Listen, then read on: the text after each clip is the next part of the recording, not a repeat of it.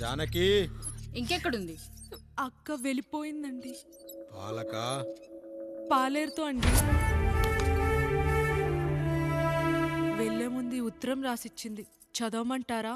ఏముంది అక్కడ చదవడానికి? మీ మనసులో చాలా మంది ఆడవాళ్ళకి ఖాళీ ఉందేమో కానీ బెడ్రూమ్ లో మంచంలో మట్టికి ఖాళీ లేదండి, అందుకే పోతున్నా అని రాసుంటది. అంతేనా వదినా? నువ్వుండు. మా అమ్మ ఎంత పరువు తక్కువ, ఎంత పరువు తక్కువ. ఎవరి గదులో తలుపులేసుకోమని కేకలేశారు, మరిది గారు చెయ్యేశారని తరిమేశారు. పరువు ప్రతిష్ట మన ఇంటికేసిన సొన్నం అన్నారు. తీరా చూస్తే పని మంచితో సరసం, సంతానం.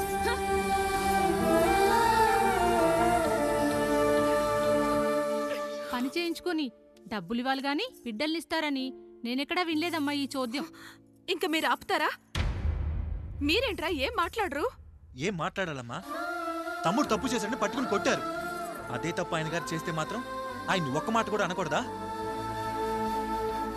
అంటే అమ్మా, రేపు ఎప్పుడైనా మాకు కూడా ఇంకో ఫ్యామిలీ పెట్టుకోవాలని కోరిక కలిగినప్పుడు అప్పుడు నువ్వు చేసిన పనే మేము చేసావు నాన్న అని చెప్పటానికైనా ఇప్పుడు మాట్లాడాలి కదమ్మా. కావాలనుకున్నప్పుడల్లా అమ్మని తెచ్చుకున్న ఆయనకి తమ్ముడికో ఆడతోడు కావాలని తెలీదా? రోజు బట్టలపి స్నానం చేస్తాడు కదా. తమ్ముడు బాగా ఎదిగాడని అర్థం కాలేదా? పని మనిషితో ఆయన చేస్తే శృంగారం, ఆవిడ కూతురుతో నేను చేస్తే వ్యభిచారమా?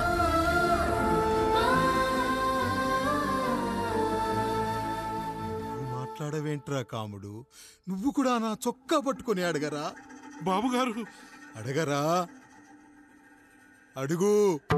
నా భార్యకు పుట్టిన బిడ్డ నీ పోలికలతో పుట్టాడు, ఏం చేసావని అడగరా? బాబుగారు అడుగు. ఏమడగమంటారు బాబుగారు? నాకు మీ తమ్ముళ్ళకున్నంత జ్ఞానం లేదు. మా ఇంట్లో ఉండేది నలుగురు, కానీ బాత్రూంలో ఉండేది సబ్బు బిళ్ళ ఒక్కటే. నేను స్నానం చేసిన తర్వాత నా భార్య కూడా ఆ సబ్బుతోనే స్నానం చేస్తుంది. నా భార్య ముట్టుకుందని సబ్బు బిళ్ళ మీద కోపడతామా? ఆ బిళ్ళ కరిగే వరకు, మా మురికి వదిలే వరకు మీరేనయ్యా మా సబ్బు బిళ్ళ. మీ గేదెల్ని కడిగితే తప్పులేని నా పిల్లాని చేతులు మిమ్మల్ని ముట్టుకుంటే మాత్రం తప్పుంటున్నారే. వీళ్ళ ఉద్దేశంలో మీరు మీరు పశువు కంటే హీనమనా? ఏమిటి అండి ఆయన? నా వరకు ఆ బిడ్డ నా దేవుడిచ్చిన ప్రసాదం. అది పూజారి ఇచ్చాడా ఇంకోటి ఇచ్చాడా నాకు అనవసరం. అయినా పూజారి పొంగలి పెట్టకపోతే దేవుడి మీద కోపం ఎందుకయ్యా? ఏమో, మా కోసం చెమట చిందించి పనిచేసే ఈ కాముడికి నేను చెమటోడ్చి ఒక బిడ్డను ప్రసాదిద్దామని మీరు అనుకున్నారేమో. ఇందులో కూడా నా మంచే కదయ్యా మీరు ఆశించారు. కానీ వీళ్ళు మీ ఔన్నత్యాన్ని ఎప్పటికీ అర్థం చేసుకోలేరయ్యా, అర్థం చేసుకోలేరు. అయ్యా, ఈరోజు మీ పెళ్ళాం పాలేరుతో వెళ్ళిపోయి ఉండొచ్చు, మీ బిడ్డలు ఈరోజు మిమ్మల్ని తిట్టచ్చు, కానీ ఈ కాముడు మిమ్మల్ని ఎప్పుడూ వదిలిపెట్టడు. మీ చావును ఈ కళ్ళతో చూసే వరకు మిమ్మల్ని వదిలిపోడయ్యా, వదిలిపో. మీరే మా దేవుడు, మీరే మీరే మీరే మా దేవుడు, మీరే మా దేవుడు, మీరే మా దేవుడు.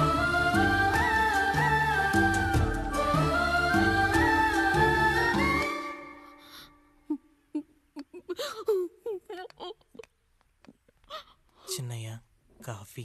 చిన్నయ్య కాదు, చిన్నోడు. నేను మీ అక్క కొడుకును. నువ్వెందుకు ఏడుస్తున్నావమ్మా? చిన్నోడా, పెద్దయ్య గురించి అలా మాట్లాడకయ్యా. పెద్ద మనిషి, డబ్బుంటే గుడి కట్టాలి, బడి కట్టాలి. వెళ్ళిన చోటల్లా కనిపించిన దానికల్లా బిడ్డలు నెచ్చుకుంటూ పోరు. ప్రతి ఊళ్ళో చెట్లు నాటించడానికి వాడేమన్నా ఆశో కూడా. గుప్పెడంత ఉల్లిని కోస్తేనే కన్నీళ్ళు వస్తాయి. బారెడంత నా తల్లి మనసు కోసాడు. వాడి కన్నీళ్లు కాదు, రక్తం రావాలి, వచ్చేలా చేస్తా. మనల్ని ఇంతగా మోసం చేసిన వాడికి ఆస్తి, 3 పిల్లలు. నీకు మాత్రం పేదరికం ఒక్కడే. వద్దు చిన్నయ్య, వద్దు చిన్నయ్య.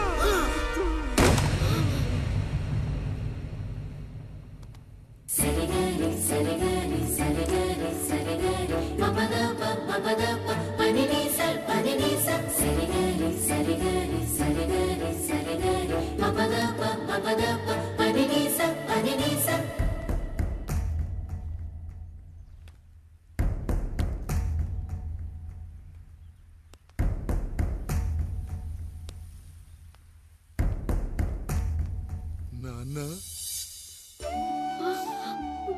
నాన్న. బాబుగారు, బాబుగారు కాదు నాన్న, నేను నీ బాబు నాన్న. మీరు మా పెద్దయ్య బిడ్డ కదయ్యా.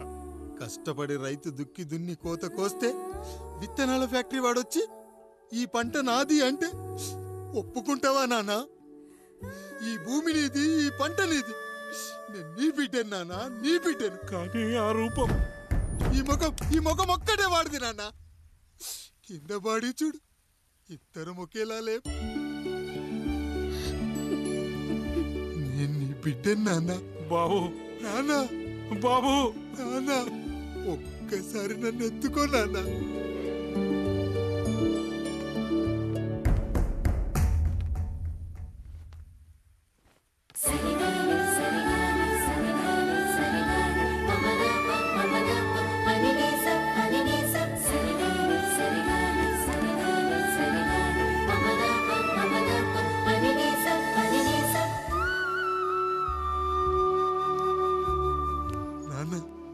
నువ్వెంత మంచివాడివి నాన్న. ఒకడు వాడిన టూత్ బ్రష్నే ఎవ్వడూ చేత్తో పట్టుకోడు. అలాంటిది నువ్వు నోట్లో పెట్టుకుని తిరుగుతున్నావు. అమ్మ ఎంత అదృష్టవంతురాలు నాన్న, ఎంత అదృష్టవంతురాలు. చాలు బాబు, ఇది చాలు. చాలదు నాన్న. ఆ రాయుడు లెక్కేంటో తేలుస్తా. మన కుటుంబాన్ని ఇంత క్షోభ పెట్టిన ఆ రాయుడిని వదలనానా, వదలా. వాడంతేదో చూస్తా.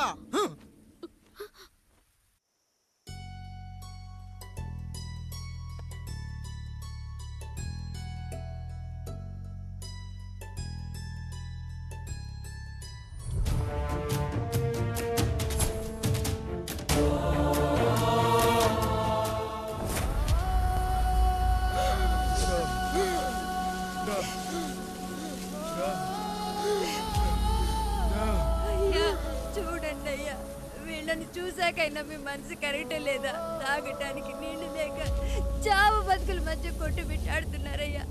పచ్చగా ఉండే ఈ ప్రాంతానికి ఏం దిష్టి తగిలిందో ఏమో. భూమిలోనే కాదు, మా కళ్ళల్లో కూడా నీరు ఇంకిపోయేలా చేశాడా దేవుడు. ఈ కంట మీ చేతుల్లోనే ఉందయ్యా. చూడమ్మా, వర్షాలు లేక కరువుతో రాష్ట్రం కష్టాన్ని కూడా అరువు తెచ్చుకుని బతుకుతుంది. నా కాళ్ళ మీద పడితే ఏమీ రాదు, పైనుండి వర్షం పడాలి. అయ్యా మినిస్టర్ గారు, మీరైనా ఏదో ఒకటి చెయ్యండి అయ్యా. నేనేం చేయనమ్మా, ఇక దేవుడే మిమ్మల్ని కాపాడాలి. ఎవడొస్తాడే మిమ్మల్ని కాపాడడానికి? ఎన్నాళ్ళు అడుగుతారా ఎవడొస్తాడు, ఎప్పుడొస్తాడు, ఎక్కడి నుంచి వస్తాడు అని? పేదవాడికి కష్టం వచ్చినప్పుడల్లా ఇదే మాట. 70 ఏళ్లుగా హీరో రావాల్సి వచ్చినప్పుడల్లా ఇదే మాట. ఇంకా ఎన్నేళ్ళు అడుగుతారా? ఎవడొస్తాడే మిమ్మల్ని కాపాడడానికని మీరు మమ్మల్ని అడగటం, వస్తాడ్రా అని మేము మీకు చెప్పడం. అయినా సరే మళ్ళీ మీకోసం ఇంకోసారి చెప్తున్నాను, వస్తాడు. ఆకాశాన్ని చింపుకుంటూ వస్తాడు, నేలను పగలగొట్టుకుంటూ వస్తాడు. ఎవడు? దేవుడు. దేవుడా? రాయికి వరమిచ్చిన రాముడు దేవుడైతే, ద్రౌపదికి చీరిచ్చిన కృష్ణుడు దేవుడైతే, ఈ ఊరికి ఆయనే దేవుడు. ఆ దేవుడికి ఇంకో పేరే రాయుడు, పాపా రాయుడు, పాపా రాయుడు.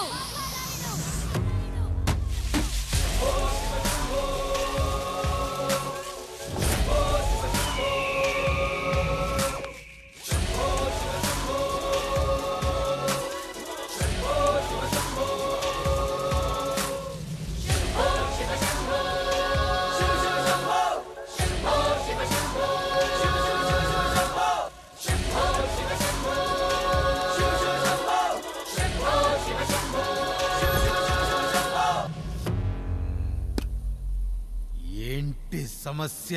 అయ్యా, ఊరికి కరువు వచ్చిందయ్యా. అదిగో ఆ నలుగురు దాహంతో చనిపోతున్నారయ్యా.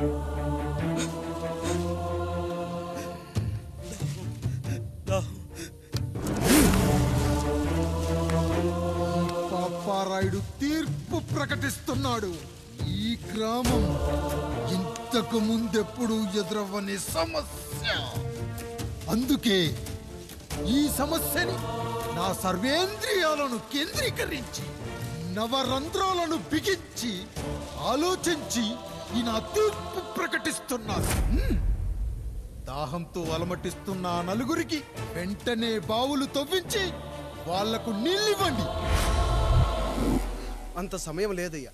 మరో 5 నిమిషాల్లో వారి చేత నీళ్లు తాగించిపోతే చచ్చిపోతారయ్యా. పూజారి, ఆ మరేంటి ఇప్పుడు దీనికి పరిష్కారం? నృత్యం. సంగీతానికి శిలలు, నృత్యానికి మేఘాలు కరుగుతాయని శాస్త్రం చెబుతుంది.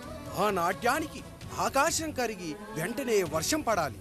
అందుకు ఆ నటరాజైన శివుడే మార్గం చూపించాలి.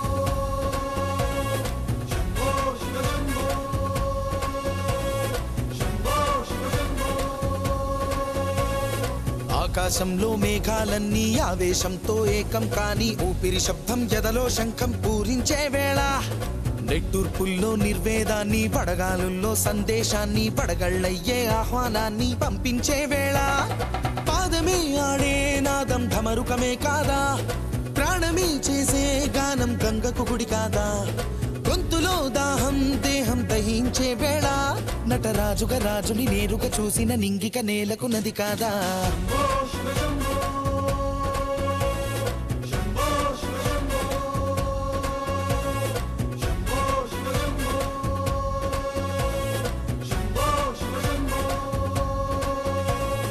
నిమిషం విషమైతే గళమే సిద్ధం అని చెప్పే శివతత్వమే, వేషం వేయించే నాట్యం చేయిస్తే మేఘం పులకించదా, ఊరికే బాధే మోసే రాజే కాడంటూ ఊరికై యుద్ధం చేసే శక్తి ఉందంటూ, మండిన హోమంలో నా సమిధే తానంటూ తన దేహమే మబ్బుగా స్వేదమే బానగ గొంతులు నేరుగా తడిపేనా.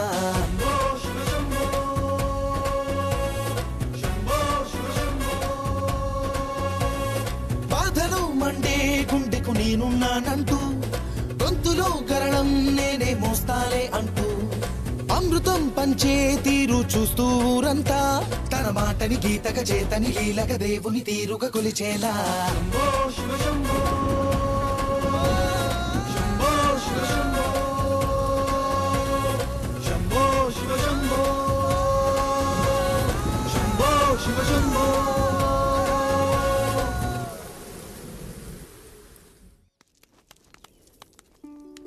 అయ్యా, దేవుడిచ్చిన ప్రసాదం అనుకుని నలుగురిని కన్నాను, ముగ్గురికి పెళ్లి చేయగలిగానయ్యా. ఈ ఊరు ఏమిచ్చినా మీరు తీసుకుంటారు కదయ్యా, ఇది మిగిలిపోయింది, తమరే ఏదో ఒకటి చెయ్యండి అయ్యా. అయ్యా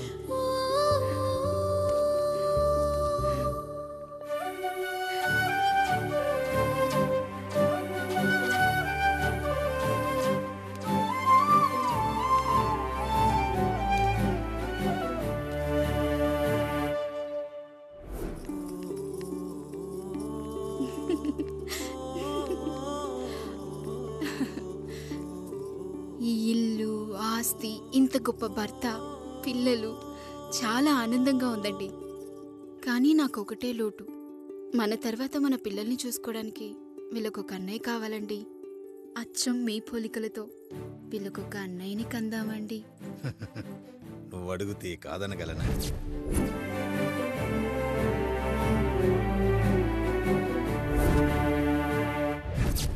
నానా రాయుడెక్కడా? ఇప్పుడే వస్తున్నాను నాన్న.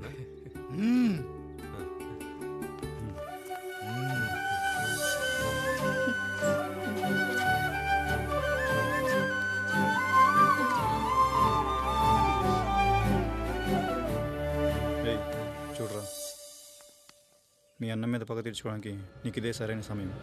పర్లేదంటావా? ఏం పర్వాలేదు. అయ్యా. ఎరా రంగా, ఏం కావాలో అడగరా. నీకంటూ ఏమి ఇవ్వలేదు, నువ్వు ఏమి అడగలేదు, చెప్పరా. మా అన్నకు నాకు పడట్లేదయ్యా. తోడపుట్టినవాడని చాలా సహించాను, అడ్డమైన దానాలు చేసి ఆస్తి మొత్తం పోగొట్టాడు. ఇప్పుడేం కావాలరా? కొద్దిగా ఈ కత్తి తీసుకొని వాడిని చంపి పెట్టండి అయ్యా.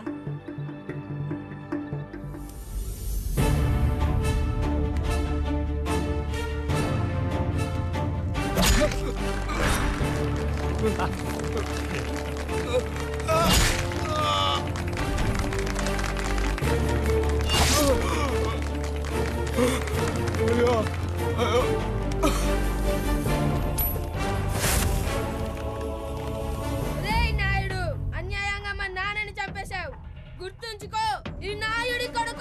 కుటుంబం పాలిట సైనికుడిగా మారబోతున్నాడు. నిన్ను, నీ కొడుకుని, ఆడికి పుట్టబోయే కొడుకుని అందరినీ లేపేస్తా.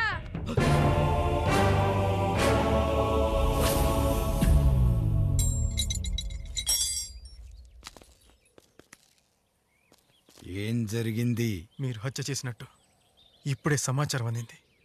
తగిన సాక్ష్యాధారాలు పరిశీలించిన పిమ్మట మీకు యావజ్జీవ కారాగార శిక్ష, 2000 రూపాయల జరిమానా విధిస్తూ అరెస్ట్ చేస్తున్నాను. అయ్యగారు నా కోసం చేసిన త్యాగాన్ని హత్య అంటుందా మీ చట్టం? ఇదెక్కడ న్యాయం? మనిషికి ఇచ్చిన మాట నిలబెట్టుకుంటే అరెస్ట్ చేస్తారా? ఏ దేశంలో ఉంది చట్టం? నన్ను ఏం చేయమంటారు రాయుడు గారు? 9వ తరగతి చదివి ఊర్లో గాలికి తిరుగుతున్నా నన్ను మీ మనిషి ఒకడు పోలీస్ స్టేషన్లో ఉండాలని నన్ను ఎస్ఐన్ చేశారు. సాటి మనిషిని స్వేచ్ఛగా హత్య చేసుకోవాలని దౌర్భాగ్య స్థితిలో బతుకుతున్నాం మనం. మీరు చేసిన ఈ గొప్ప పనిని అర్థం చేసుకునే సంస్కారం, విజ్ఞత, విజ్ఞానం మాకు లేవు సార్, మాకు లేవు.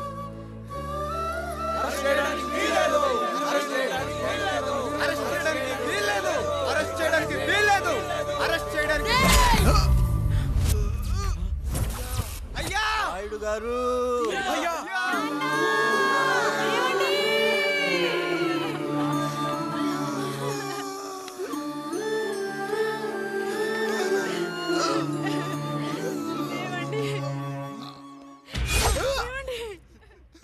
నొప్పిగా ఉందిరా.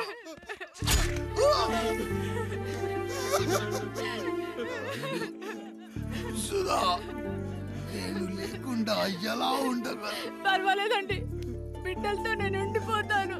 అయ్యో, ఈ పాడు సమాజం నిన్ను మనశ్శాంతిగా బతకనివ్వదు. ఇంతమంది పిల్లల్ని చూసుకుంటూ భర్త లేకుండా ఎలా బతకగలం?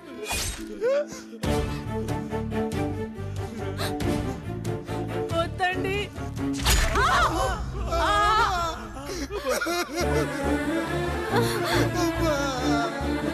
రాయుడు, బిడ్డలు జాగ్రత్త.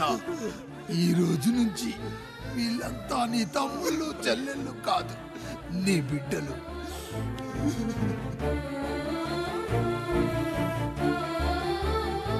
ఎక్కడికి వెళ్ళనురా.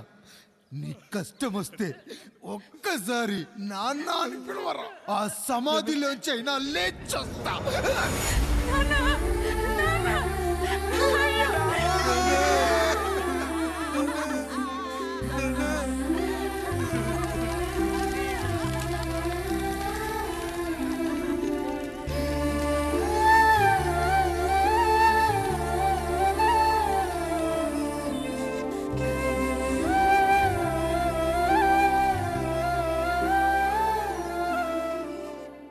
ఇందు మూలంగా 50 మందికి తెలియజేయనిదేమనగా, ఊరికి కొత్తగా వచ్చిన యాండ్రాయిడ్ తన తండ్రి పెదరాయుడు అని ఆస్తిలో వాటా పంచమని రచ్చబండిని ఆశ్రయించడం వలన గ్రామ పెద్దలందరూ రేపు 11 గంటలకు రాయుడు గారింటికి రావాల్సిందిగా కోరుచున్నాము.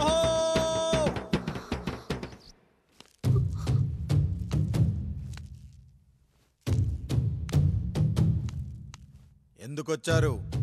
తన తాత పాపారాయుడు గారు ఆస్తి తనకు కూడా కావాలంటూ పంచాయతీలో ఫిర్యాదు చేశాడయ్యా.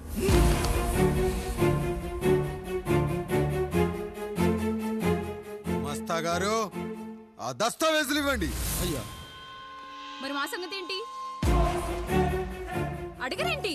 అవునన్నయ్యా, ఈరోజు మీ పన్మేష్ కొడుకొచ్చాడు, రేపు ఆ పాల్దాన్ కూతురు వస్తుంది.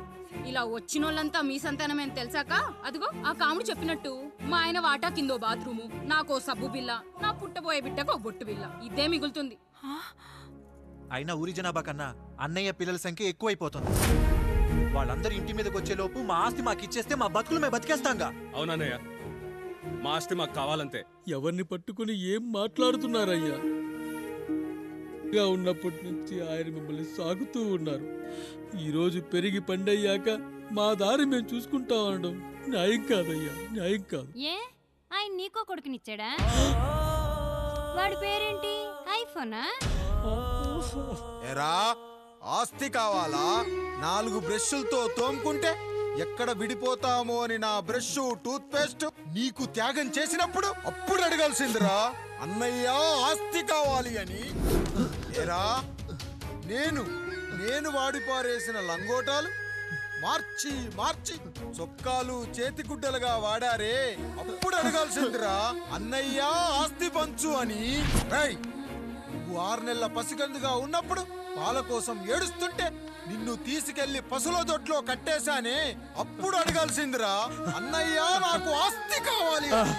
రేయ్, మా తండ్రి గారు పాపారాయుడు పోలికలు నాకు, నా పోలికలు ఆండ్రాయిడ్కి. అసలు మా కుటుంబంలో ఏ పోలికలు లేని మీకు ఎందుకు ఇవ్వాలరా ఆస్తి? ఆస్తి లేదు, గీస్తి లేదు. Get out, get out, get out, get out, get out అని నేను అనొచ్చు, కానీ అనగలనట్రా? అనలేను. ఎందుకంటే మీరంతా నా తమ్ముళ్ళు, నా చెల్లెళ్ళు. రక్తం తాగిన దోమ కూడా వెళ్ళేటప్పుడు కృతజ్ఞతగా ఏ మలేరియానో టైఫాయిడో వదిలి వెళ్తుంది. కానీ రక్తం పంచుకొని పుట్టిన మీరు ఈ అన్నయ్య కోసం ఆస్తి కూడా వదల్లేకపోతున్నారు కదరా. గుమస్తా గారు, నా యావదాస్తి నా తమ్ముళ్లకు చెల్లెళ్లకు వాళ్ళ పేర్ల మీద రాయండి. నాకు చిల్లి గవ్వ కూడా అక్కర్లేదు. ఇక ఈ ఇంటికి నాకు ఎటువంటి సంబంధం లేదు.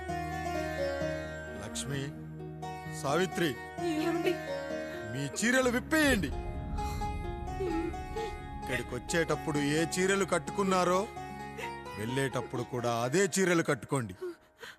వెళ్ళిపోదాం. దస్తావేజులు తీసుకురండి.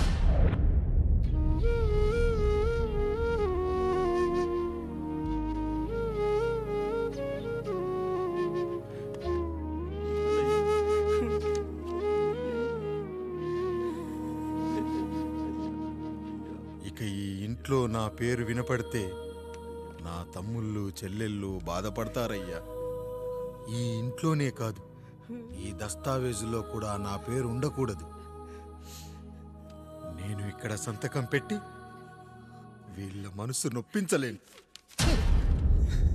అయ్యా, మొత్తం వదిలేసి మీరెలా బతుకుతారయ్యా? ఎండకు నీడలా, వర్షానికి గొడుగులా నన్ను ఇన్నాళ్ళు కాపాడింది. కష్టాల్లో సుఖాల్లో నాకు తోడుగా నిలిచింది. నా నిజమైన ఆస్తిని, కుటుంబ గౌరవాన్ని కాపాడింది. ఇదేరా నా ఆస్తి, అంతస్తు. ఇదే మా నాన్నగారిచ్చిన లంగోట. బంగారం లాంటి తమ్ముళ్ళే లేనప్పుడు నాకు మాత్రం ఈ బట్టలెందుకురా? వెతికిన దొరకదే రూపం, అరి పిలిచిన పలకదే ప్రాణం. వెతికా నువ్వు నడిచిన దారుల్లో, బ్రతికే నువ్వు విడిచిన శ్వాసల్లో. హో నీడనడిగా, గాలినడిగా, ఎక్కడని నా ప్రాణం. ఏరునడిగా, ఊరునడిగా, ఎందుకని మౌనం. బాధనను విడువనని తడిమినది వెంటపడి.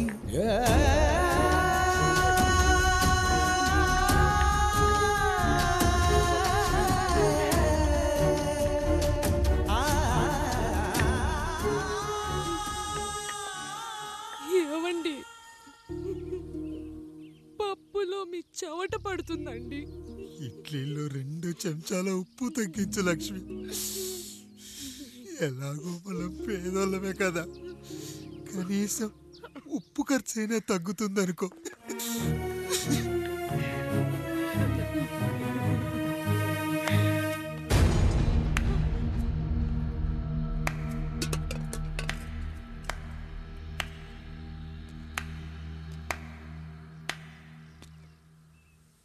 పప్పు రుబ్బుతున్నావా పెదరాయుడు?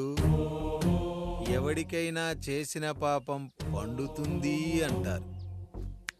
నీకు మాత్రం అదిగో అలా పిండయింది. అరే రే రే రే రే, చేతి నిండా భార్యలు, ఇంటి నిండా బంధువులు, బీరువా నిండా డబ్బులు, ఊరి నిండా జనాలు. ఏరి ఎక్కడ? ఇంటర్వెల్ ముందు ఇంటర్ చదివే కుర్రాడు ఏదో ఆవేశంగా డైలాగులు చెప్పాడు, సెకండ్ హాఫ్ కు మర్చిపోతాడు అనుకున్నావు కదూ? మర్చిపోవడానికి నువ్వు నాకు ఇచ్చింది అప్పు కాదు, ద్రోహం.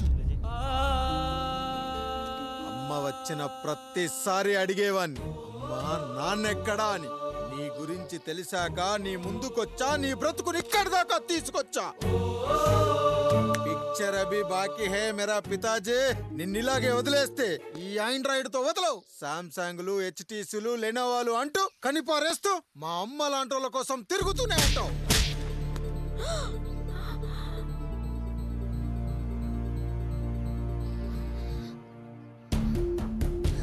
అమ్మా అమ్మా ఛీ నన్నలా పిలవకురా. ఎవరిని పట్టుకొని ఎన్ని మాటలు అంటున్నావురా? రాయికి వరమిచ్చిన రాముడు దేవుడైతే, ద్రౌపదికి చీరిచ్చిన కృష్ణుడు దేవుడైతే, నాకు బిడ్డనిచ్చిన ఆయన కూడా దేవుడేరా. ఏంటి ఇలానే వదిలేస్తే బిడ్డల్ని కంటూ వెళ్తాడా? అసలు ఆయన కంటూ సొంతంగా ఒక్క బిడ్డ కూడా లేడు.